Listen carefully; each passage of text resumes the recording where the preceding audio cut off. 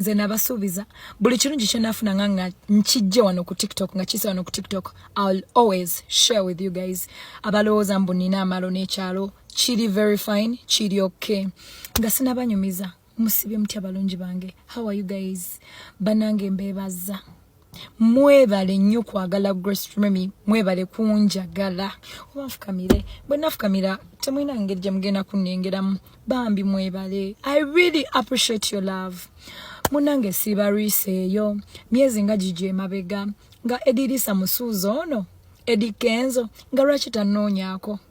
Njogera ku BET award winner wa Uganda nga lwaki tannoonyaako nga ngamba Grace Remy ng'omulimu gw'okola gw'amaanyi Remy ng'okikuba lwaki tojja ku federation naffe n'otuwaamu ne ngamba kale ekyamazima omuntu omulala kale nali excited okugamba Eddie Kenzo anoonyezaako biki ekyamazima namugamba sisobola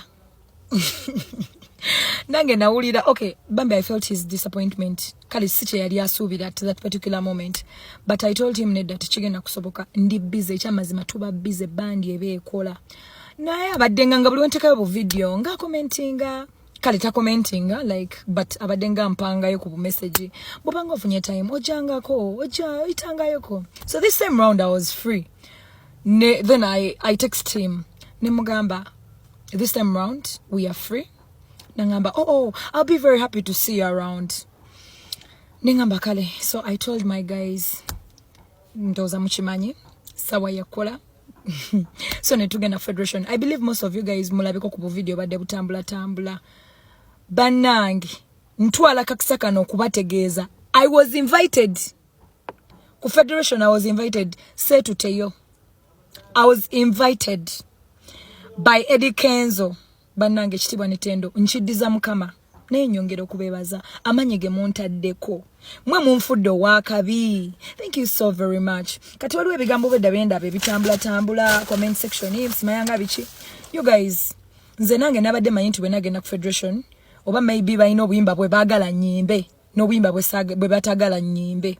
I swear abangambye kola kyoyagala. Eddie yangambye kola you do what you want. Chowulia muli kyoyagala okola gwe kyoba okola. So wabadde ebintu bibadde bitambula bitabadde birungi.